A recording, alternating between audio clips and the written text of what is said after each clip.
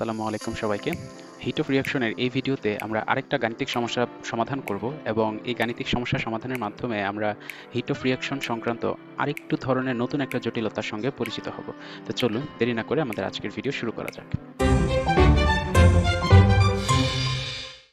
আজকে আমরা ফেল্ডার-রুশোর বইয়ের ৯ চ্যাপ্টারের ৫০০ পেজের একটা প্রবলেম সলভ করব এবং এক্সাম্পল 9.5 and 4 এটা হচ্ছে আমাদের প্রবলেমটা এবং আপনারা দেখতে পাচ্ছেন যে প্রবলেমটা বা এক্সাম্পলটার নাম হচ্ছে সাইমultaneous ম্যাটেরিয়াল অ্যান্ড এনার্জি ব্যালেন্সেস।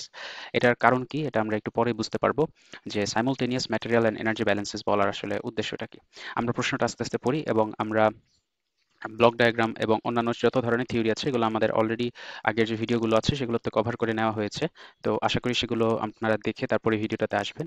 এখানে বলা হয়েছে the ethanol dehydrogenation reaction of example 9.53 is carried out with the feed entering at 300 degrees Celsius. আচ্ছা, এথানল ডিহাইড্রোজেনেশন রিঅ্যাকশনের কথা বলা হয়েছে। তো এই যে ইথানল ডিহাইড্রোজেনেশন রিঅ্যাকশন এটার যে সেই রিঅ্যাকশনটা হচ্ছে এখানে দেওয়া আছে, the dehydrogenation reaction of ethanol to form acetaldehyde, অর্থাৎ এখান থেকে এই উৎপাদগুলো পাওয়া যায়।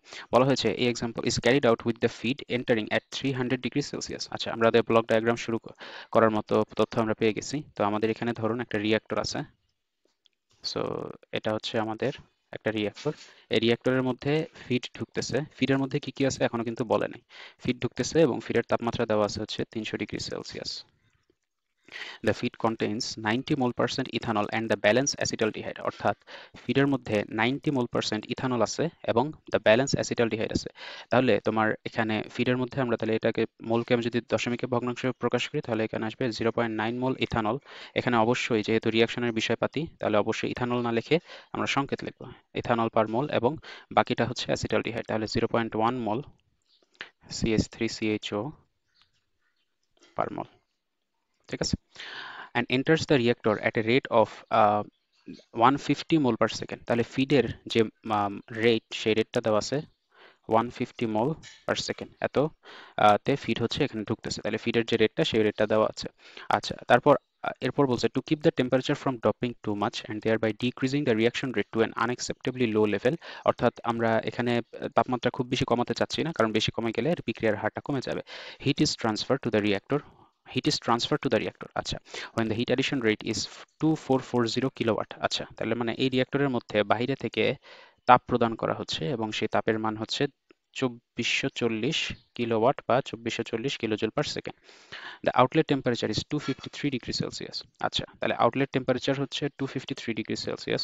তাহলে এখানে আউটলেটের কথা যদি আমি বলি, এগুলো এখানে হচ্ছে আউটলেট, এখানে যা যা থাকবে সব আউটলেট এবং তার তাপমাত্রা হচ্ছে 253 ডিগ্রি সেলসিয়াস। বলা হয়েছে calculate the fractional conversion of ethanol achieved in the reactor. তাহলে আমাদের মূল প্রশ্নের এখানে ইয়ারটা কি, ফ্র্যাকশনাল কনভার্সন বের করতে হবে। তো ফ্র্যাকশনাল কনভার্সন এই জিনিসটা আসলে কি ছিল? ফ্র্যাকশনাল কনভার্সন আমরা যদি বাংলায় বলতে চাই বা আমরা যদি সহজ ভাষায় বুঝতে চাই, মানে কতটুকু ভগ্নাংশ পরিমাণ এখানে বিক্রিয়া করতে পেরেছে বা কতটুকু ভগ্নাংশ পরিমাণ বিক্রিয়ক উৎপাদে পরিণত হয়েছে, এটাই হচ্ছে ফ্র্যাকশনাল কনভার্সন দিন শেষে।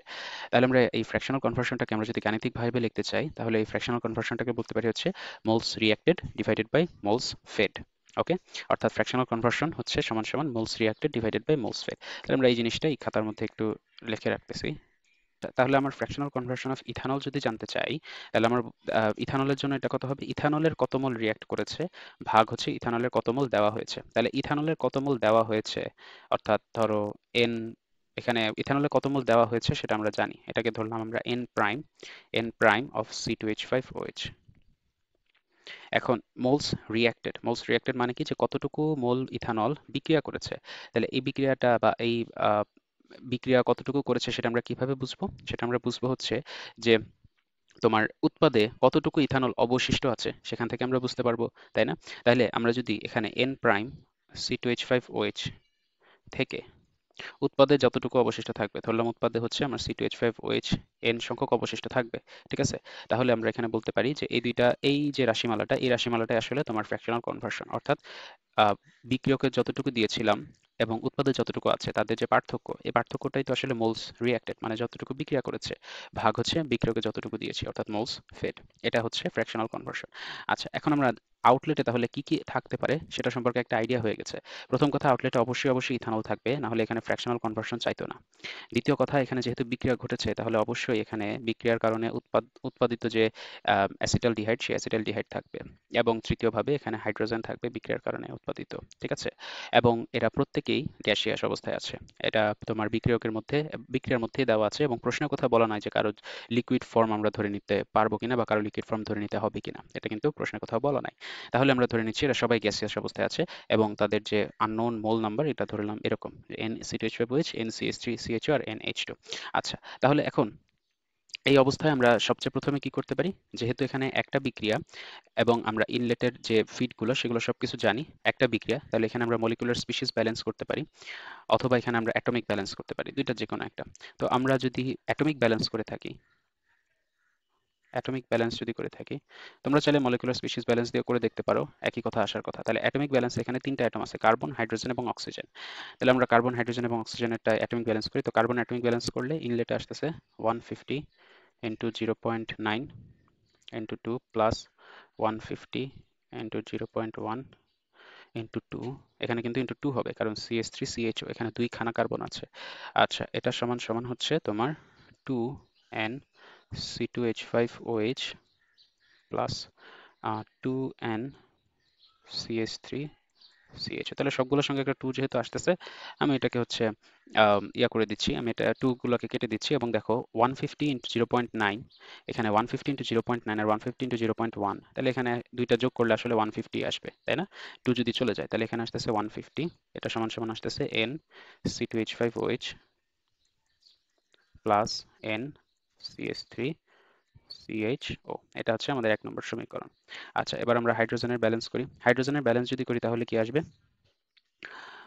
তো ইনলেটে তোমার এখানে প্রথমে আসছে হচ্ছে 150 ইন্টু 0.9 ইন্টু হাইড্রোজেন আছে এখানে 6টা প্লাস 150 ইন্টু 0.1 ইন্টু এখানে হাইড্রোজেন আছে হচ্ছে 4টা, সমান সমান আউটলেটে তোমার হাইড্রোজেন ওর এখানে 6NC2H5OH প্লাস তোমার এখানে ওর কাছে হাইড্রোজেন আছে 4টা, 4NCH3CHO প্লাস 2NH2। ঠিক আছে? তাহলে সবগুলো থেকে একটা করে 2 কমন যাচ্ছে। হ্যাঁ, তো 2 যদি কমন যায় তাহলে বাম পাশে কি থাকতেছে? এটা হচ্ছে আমাদের 2 নম্বর সমীকরণ, এবং এখন আমরা যাব 3 নম্বর সমীকরণে, এবং এটা হচ্ছে অক্সিজেন। তাহলে অক্সিজেন অ্যাটমিক ব্যালেন্স যদি করি তাহলে এখানে কি আসবে দেখো, যে 150 ইন্টু 0.9, এখানে অক্সিজেন একটাই আছে, প্লাস 150 ইন্টু 0.1, এখানে অক্সিজেন একটাই আছে, ওখানে NC2H5OH প্লাস NCH3CHO, অর্থাৎ এখানে প্রথম যে সমীকরণটা, সে প্রথম সমীকরণটা এখানে ব্যাক করতেছে। তাইলে এখানে ঘটনাটা দেখো, 3 নম্বর সমীকরণ এবং 1 নম্বর সমীকরণ এই দুটো কিন্তু সেম বা একই। তাহলে আমরা কি এখানে 3 নম্বর সমীকরণ এবং 1 নম্বর সমীকরণকে আলাদা বলতে পারবো? পারবো না, কারণ তারা দুইটা থেকে একই ধরনের সমীকরণ চলে এসেছে। তো এই ধরনের যখন ঘটনা ঘটে যে আমার সমাধান করার জন্য সমীকরণ দরকার 3টা, কিন্তু আমার ইন্ডিপেন্ডেন্ট ইকুয়েশন এসেছে 2টা। ইন্ডিপেন্ডেন্ট ইকুয়েশন যেহেতু 2টা এসেছে, আমার তৃতীয় ইকুয়েশন কোনো না কোনোভাবে আনতে হবে। তো এখানে তাহলে ম্যাটেরিয়াল ব্যালেন্স করে আমরা হচ্ছে 2টা সমীকরণ আনতে পারছি, ইন্ডিপেন্ডেন্ট ইকুয়েশন। এখন তাহলে আমার যে থার্ড ইকুয়েশন বা তৃতীয় যে ইকুয়েশনটা আমার দরকার, সেই সমীকরণটা আমরা নিয়ে আসবো হচ্ছে এনার্জি ব্যালেন্স থেকে। এর জন্য এই এক্সাম্পলটার নাম হচ্ছে সাইমultaneous ম্যাটেরিয়াল অ্যান্ড এনার্জি ব্যালেন্সেস, অর্থাৎ এই সমস্যাটা সমাধান করার জন্য তোমার এনার্জি ব্যালেন্স এর পাশাপাশি ম্যাটেরিয়াল ব্যালেন্স দুইটার মাধ্যমেই তোমার এখানে সমস্যাটা সমাধান করতে হবে। আচ্ছা, তাহলে আমরা এই জিনিসটাকে ইকুয়েশন আর 3 বলা যাচ্ছে না, কারণ এই জিনিসটা ইন্ডিপেন্ডেন্ট কোনো ইকুয়েশন হয়নি। ঠিক আছে? এতটুকু আশা করি ক্লিয়ার। এখন আমরা চলে যাব পরবর্তী ধাপে, যেখানে আমরা এনার্জি ব্যালেন্সের মাধ্যমে একটা সমীকরণ নিয়ে আসবো। ওকে? আচ্ছা, তো এখন আমরা পরবর্তী ধাপে চলে যাচ্ছি, যেখানে আমাদের এনার্জি ব্যালেন্সের মাধ্যমে সমীকরণ গঠন করতে হবে। তো এনার্জি ব্যালেন্সের প্রথম যে বিষয়টা ছিল সেটা ছিল হচ্ছে যে একটা একটা প্রসেস পাথ গঠন করতে হবে, যে প্রসেস পাথের মধ্যে এই যে ফিড যেগুলো আছে সেই ফিডগুলোকে 300 থেকে 25-এ আনতে হবে, 25 থেকে রিয়াকশন ঘটাইতে হবে, তারপর 25 থেকে আবার 253-তে নিয়ে যেতে হবে, তাই না? তো আমরা এই প্রসেসগুলো যেহেতু আগে অনেকবার করেছি, আমরা এখানে সরাসরি একটা ছক তৈরি করে ফেলবো। Inlet outlet enthalpy table, enthalpy টেবিলটা আমরা একটু অন্যভাবে তৈরি করব, করে আমরা একেবারে ওখান থেকে সমীকরণ সমাধান করে ফেলবো। তো আমাদের ইনলেট আউটলেট এনথালপি টেবিলটা অনেকটা এরকম আসবে।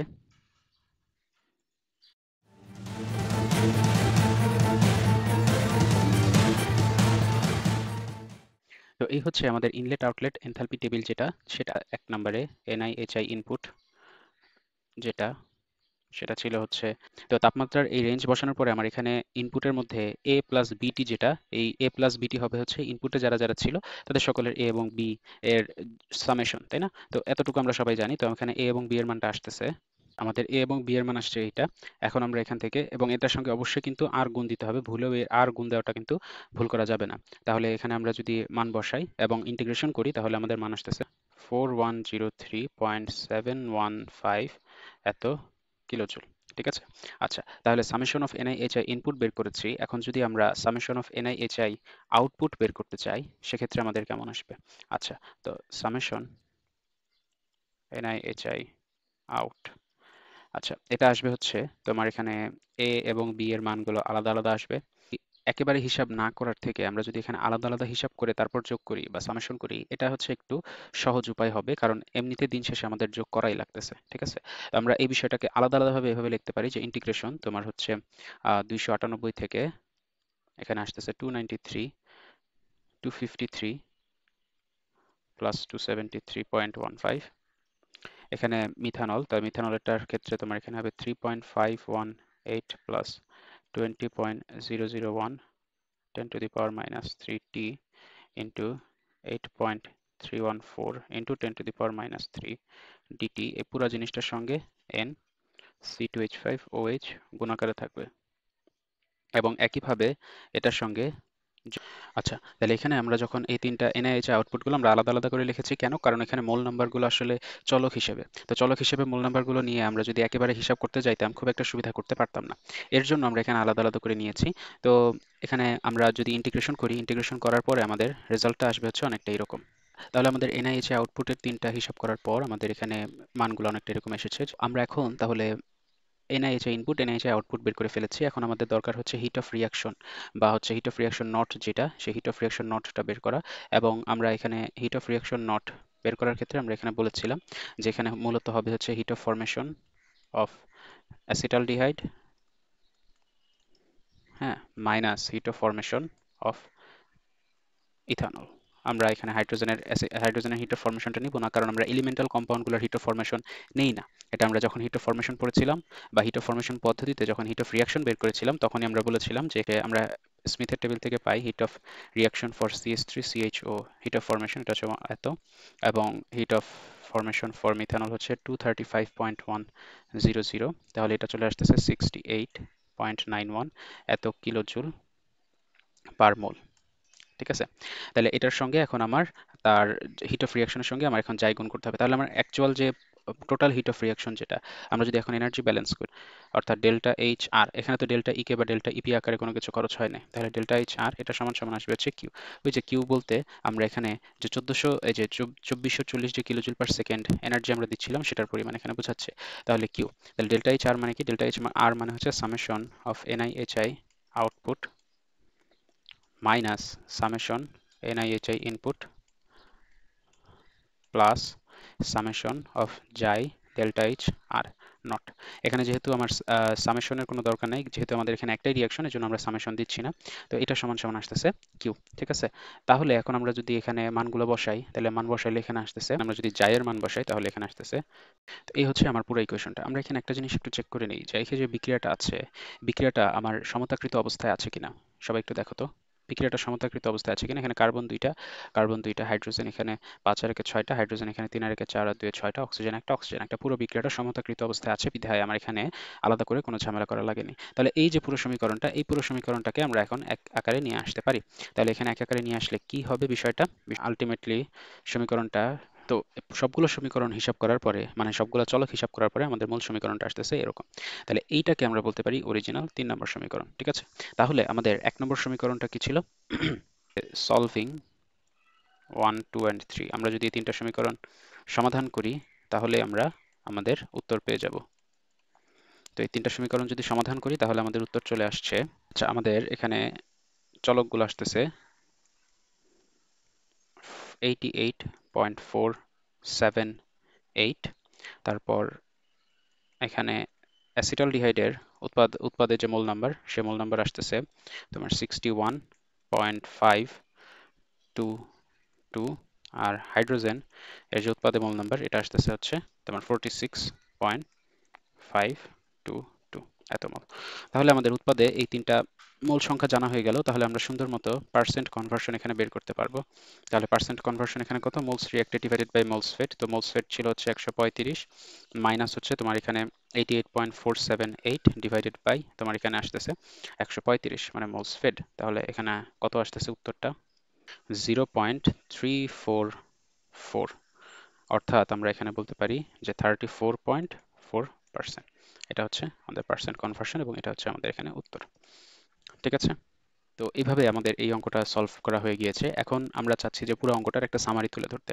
তো সামারি যদি এখানে তুলে ধরি, তাহলে এখানে প্রথম কথা যে একদম প্রথমে আমরা কি করছি যে প্রশ্ন দেখে ব্লক ডায়াগ্রাম আঁকছি। ব্লক ডায়াগ্রাম আঁকার পরে আমাদের এখানে নির্ণয় করেছি যে আমাদের এখানে আসলে কি দরকার বা কি চেয়েছে। চেয়েছে হচ্ছে আমাদের এখানে fractional conversion achieved in the reactor, এটা আমাদের চেয়েছে। তাহলে আমরা প্রথমে ফ্র্যাকশনাল কনভার্সনের সংজ্ঞাটা জেনে নিয়েছি।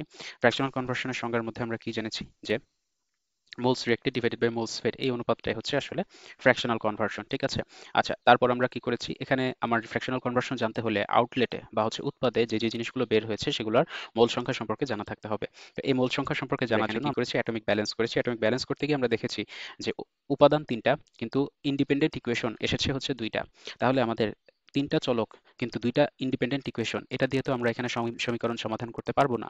এর জন্য আমরা কি করেছি, আমরা এনার্জি ব্যালেন্স করেছি। ম্যাটেরিয়াল ব্যালেন্স লাভ হয়নি, সেখানে এনার্জি ব্যালেন্স করেছি। আমরা এখানে ইনলেট আউটলেট এনথালপি টেবিলটা তৈরি করেছি।